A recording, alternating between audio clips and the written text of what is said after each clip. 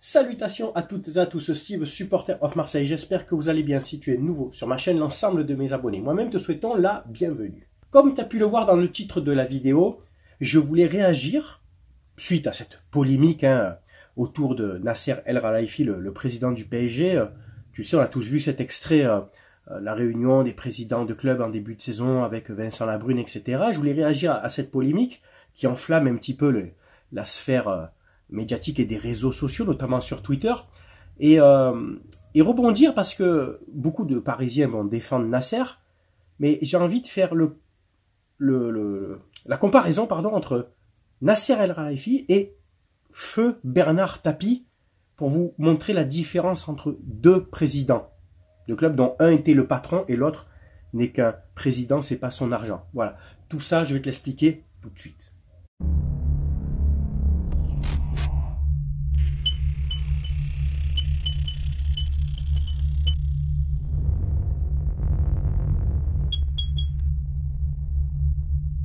Tout d'abord, regarde, je te présente ce maillot d'entraînement, ce maillot de boxe taille, de muay thai, de mon pote Mo. Il sera content parce que ça fait des semaines qu'il me l'a donné et qui voulait que je le mette, quoi. Donc je t'approche le logo.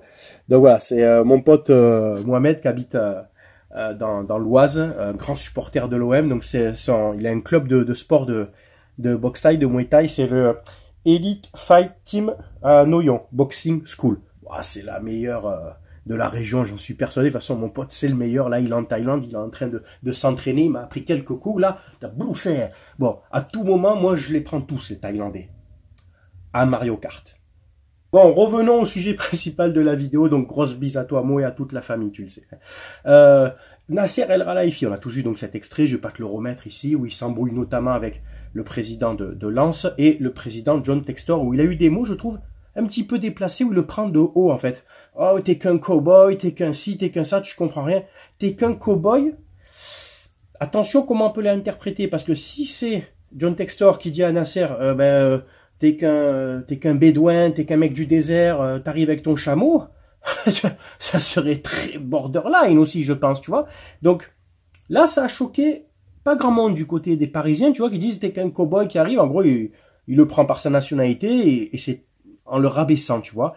Et c'est dommage de la part normalement un grand président de Ligue 1, tu vois. Je ne pense pas que Diouf faisait ça, qu'Olas faisait ça avec des propos médisants envers quelqu'un, tu vois. Il taillait, tu vois, mais il n'avait pas des propos où il attaquait la personne.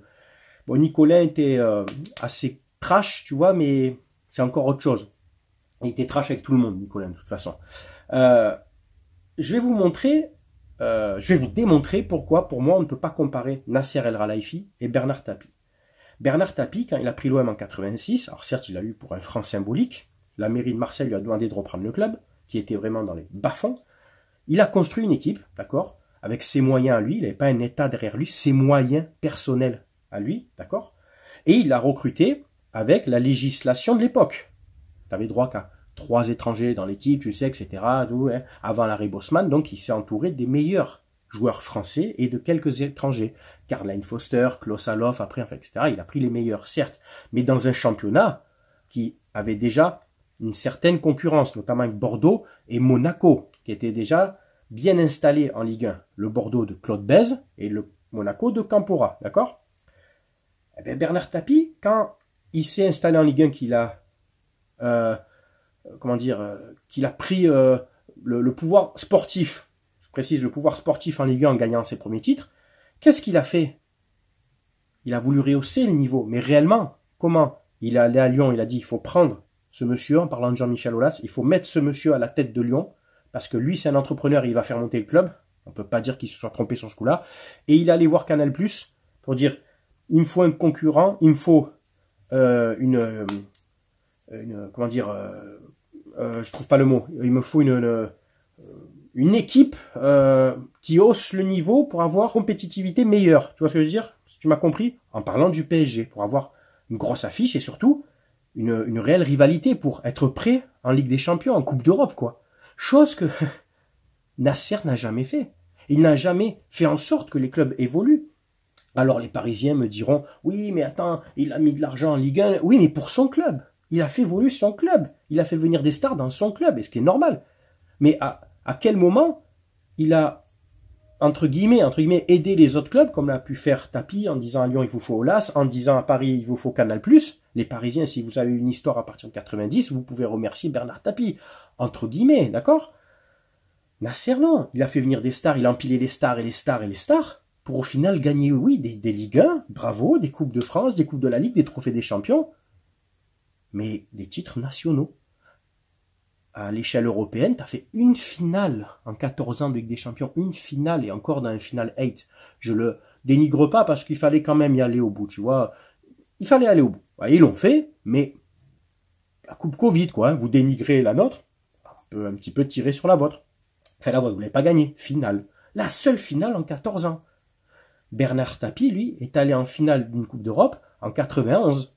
Donc au bout de 5 ans de présidence. Et encore, qu'en 90, on doit aller en finale, mais on se prend un but de la main. Mais soi-disant, Bernard Tapie a acheté les matchs. Mais bref, on prend un but de la main, sinon on va en finale. Tu vas me dire, oui, mais c'était pas les mêmes compétitions, c'était plus facile. Ah oui, c'était certainement plus facile. C'est pour ça qu'aucun club français n'est allé en finale, n'a gagné, de Coupe d'Europe avant. À part Saint-Étienne, qui a fait une finale de C1. Reims aussi, le Stade de Reims. Est-ce qu'ils les ont gagnés? Non. Mais tu sais, aller en Coupe d'Europe à l'époque en C1, c'était compliqué. Il fallait être champion de ton pays. Il fallait pas être 3e ou 4e. Il fallait être champion de ton pays. Donc déjà, la Coupe d'Europe commençait dès la première journée de championnat de la saison suivante. Il fallait être le meilleur pour aller en Coupe d'Europe. Donc je te dis, elle commençait maintenant. Là aujourd'hui, tu peux finir 4e et aller en C1. Dans quasiment 5-6 championnats européens. Les meilleurs, tu finis dans les 3-4 premiers, tu vas en C1. Bon, je dénigre pas, mais en gros, tu peux te permettre de lâcher des matchs en championnat, parce que quand tu sais que tu es sur le podium, ça passe. Avant, non, tu pouvais pas te permettre de lâcher des matchs. Il fallait finir premier. Il fallait aller au bout. Voilà. Et l'OM l'a fait plusieurs saisons. Et après, Paris a réussi à le faire en 94, suite à nos déboires à cause de l'affaire OM Valenciennes, d'accord? Mais sinon, l'OM avait pris l'ascendant sportif en Ligue 1 devant Bordeaux, devant Monaco, devant Auxerre, devant Sochaux, à l'époque les grands clubs de Ligue 1, etc. Et devant Paris. Et c'était sur le plan sportif. Et la rivalité, la compétitivité de la Ligue 1, à l'époque, je peux te dire que moi je l'ai vécu, elle y était. Tu avais des gros matchs entre Paris, Monaco, Marseille, Marseille-Paris, Bordeaux était là aussi. Tu rigoles ou quoi? Il n'y avait pas 20 points d'avance à la fin de la saison. Et tout ça parce que Bernard Tapie a construit son équipe, mais a demandé aussi aux autres clubs d'évoluer pour avoir une réelle concurrence. Résultat, cette concurrence lui a permis de faire des beaux parcours en Coupe d'Europe. Voilà. Et sans dépenser des milliards et des milliards, comme le fait Nasser, avec l'argent d'un État. D'accord? Là où je vous dis que ce président n'est pas bon, c'est qu'au bout de 14 ans de présidence, c'est ça, attends, 2012, 2011, 2012, voilà, on va dire 14 ans de présidence, en empilant les stars et tout, t'es pas capable de gagner une C1. Je vais reprendre l'argument des Parisiens, quand nous, on gagne pas de titres et tout, et qu'on perd contre des équipes moins fortes. Ouais, mais vous avez vu, les équipes moins fortes, le budget. Le budget, tu le vois sur une saison, pas sur un match. Sur un match, n'importe qui peut battre n'importe qui. On le voit en Coupe de France, on le voit, c'est la magie du foot aussi. Mais sur une saison, le budget, tu le vois que ça fait la différence quand même. Alors Monaco a été champion, mais voilà l'équipe qu'ils avaient. Genre Monaco, c'est un club pauvre, tu sais. Montpellier a été champion, c'était le début de l'ère Qatari. Donc équipe en construction. Bravo pour Montpellier, mais voilà. Hein.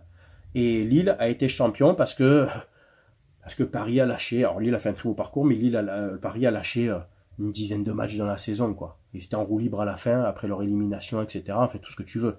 Donc bon, il n'y a pas de club à moyen budget qui ont été champions devant le PSG. Monaco avait énormément d'argent, comme je viens de te dire.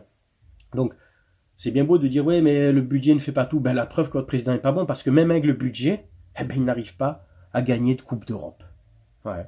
Désolé, au bout de 14 ans, à l'OM, un président qui, avec ce budget-là, t'empile des stars, fait ce qu'il veut avec les supporters, parce qu'à Paris, ce qu'il fait avec les supporters, Nasser, il se les met dans la poche, hein, et puis ça, il fait des gorges profondes, hein, dédicace au Cup, hein. Et de l'autre côté, à Boulogne, ça fait des contrats à 84 € le match pour aller encourager une équipe. Ça, c'est du jamais vu, ça. Tu aurais un président comme ça à l'OM, il ne tient pas 14 ans. On va dire, oh gros, c'est quand que tu nous ramènes une Coupe d'Europe. Peut-être que des fois, Paris aurait eu mieux fait de se faire éliminer, de basculer en C3, ils auraient peut-être ramené une Europa League. Et ça aurait été honorable, tu vois. Mais non, se préfère se faire éliminer en 8e, en quart et tout, de demi-finale. Oui, tu vas me dire, c'est toujours mieux que nous, on n'y va pas. Mais en fait, de pas y aller ou d'y aller pour perdre après en quart ou demi-finale. À la fin, t'as autant de titres que nous, hein, en Ligue des Champions depuis 15 ans. 0. T'es bon en Ligue 1. Bravo. 2 milliards 500 millions investis pour taper des Ligue 1. Bravo. Et ça, c'est un grand président. Tu mets le même budget à n'importe quel club de Ligue 1, pas qu'à Marseille. Tu donnes ce budget à Bordeaux, à Monaco, à Brest, à qui tu veux. Mais ils font les mêmes résultats que Nasser. Hein. J'en suis persuadé. Mais j'en suis persuadé. Prendre de l'argent pour aller acheter des joueurs, n'importe qui peut le faire. T'as pas besoin d'être un grand président. Hein. Même Hérault pouvait le faire, ça. Tu lui donnais un budget limité, Hérault, il te faisait venir les meilleurs joueurs du monde. Hein. La Brune aussi. Hein. C'est incroyable, ça. Et alors, encore un dernier mot, une dernière pique, pour ceux qui disent que ouais, la Brune, ancien président de l'OM, la Ligue. Mais tu as écouté le début de la vidéo, quand la Brune remercie platement encore Nasser. Ah, merci Nasser pour ce que tu as fait avec Bein. Ah, merci vraiment Nasser. Ah, Nasser, tu es le meilleur. Ah oui, c'est sûr qu'il nous aide vachement, nous. Hein. On le voit depuis le début de la saison avec l'arbitrage. Mais tu plaisantes ou quoi? Ouais.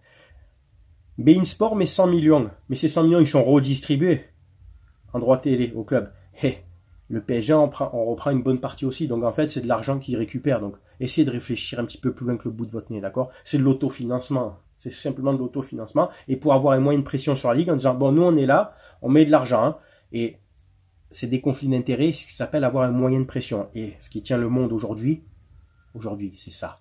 Voilà, c'est pas autre chose, hein. C'est pas les bons sentiments, c'est pas ci et ça. Le côté humain, on s'en fout, ce qui tient le monde. Et le business aujourd'hui, tout, là, les entreprises, tout, les médias, c'est ça. Voilà, c'est rien d'autre. Donc, Nasser, en faisant ça, il s'achète, mais légalement, le bon vouloir de la Ligue. Voilà. Alors, à l'époque, Tapi a fait la connerie de mettre une valise dans un jardin de joueurs de Valenciennes pour qu'ils lèvent le pied, pour que les joueurs soient préservés pour éviter les blessures contre Milan. Preuve qu'on n'a pas acheté le Milan AC, parce que dans ce cas, si tu achètes le Milan AC, tu peux même blesser toute notre équipe. Tu vois ce que je veux dire? Ah, on s'en fout. Blesse-nous des joueurs. On a acheté le match contre Milan. Vous suivez un peu la logique? S'il a fait ça, c'est que le match de Milan, il était comme ça, quoi. Il s'est dit, putain, c'est une finale, c'est le Milan AC. C'est le Milan AC de Berlusconi. D'où tu vas acheter ce mec? T'es un malade mental, quoi. Ceux qui pensent ça, déjà, ils n'ont jamais vu la finale, et ils parlent sans savoir, c'est incroyable. Toujours des gens qui parlent sans savoir. Bref. Mais il a fait une connerie. Alors attention, hein, genre c'est le seul. Claude Bèze, président de Bordeaux, payait des prostituées aux arbitres. Hein.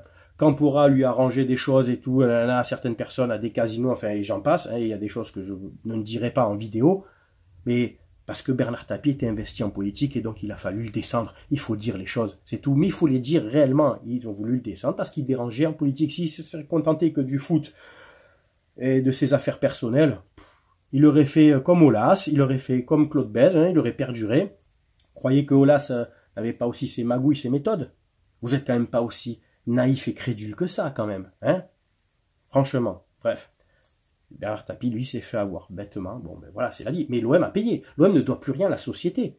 L'OM a été rétrogradé, a été sanctionné, a été privé de Coupe d'Europe la saison suivante, etc., etc. Donc je pense que c'est comme le mec qui fait un cambriolage, qui vole, qui va en prison, il a payé sa peine. Il a fait une connerie, il a payé. Nous, je veux dire, on ne doit plus rien à la société. En attendant, votre Nasser, il a des casseroles, il a des mises en examen, il a des ci, il a des ça, mais comme il y a toute sphère politique qui gravite autour, il ne faut pas trop que ça se sache, parce que beaucoup de gens sont impliqués. Tu vois ce que je veux dire? Et certaines personnalités sont tenues par les couilles parce qu'elles sont un peu, tu vois, elles ont mis un peu les mains dedans, comme Michel Platini, hein, attribution du Mondial 2022 au Qatar. Hein, je n'en dirai pas plus. Enfin voilà. Bref, ne me comparez plus jamais Nasser El Khelaifi à Bernard Tapie. Un était patron de son club, président investi, et l'autre joue avec l'argent d'un État et fait clairement de la merde. Et en plus, est imbu de sa personne et prend de haut les autres présidents. Ne me comparez plus jamais. Le jour où il vous ramènera des C1, au moins une, et encore même là, je ne sais pas si je dirais que c'est un grand président. Parce qu'au bout de 15 ans, à force, hein, pour bien qu'un jour ça arrive. Et encore que je ne sais même pas si ça arrivera un jour. Bref, c'est tout pour cette vidéo. J'espère qu'elle t'a plu. C'est à toi de réagir. Tu le sais, comme d'habitude avec moi, tu peux mettre ton commentaire, que tu es un supporter de l'OM, de Paris ou d'une autre équipe. Tu sais que bien entendu, on respecte les avis de chacun et tous les commentaires sur ma chaîne sont lus, tu le sais. Et en grande partie, je réponds à vos messages. Voilà. Je vous souhaite une très bonne fin de journée, un très bon week-end. Portez-vous bien, c'était Steve, supporter of Marseille. À très bientôt. Ciao, ciao tout le monde.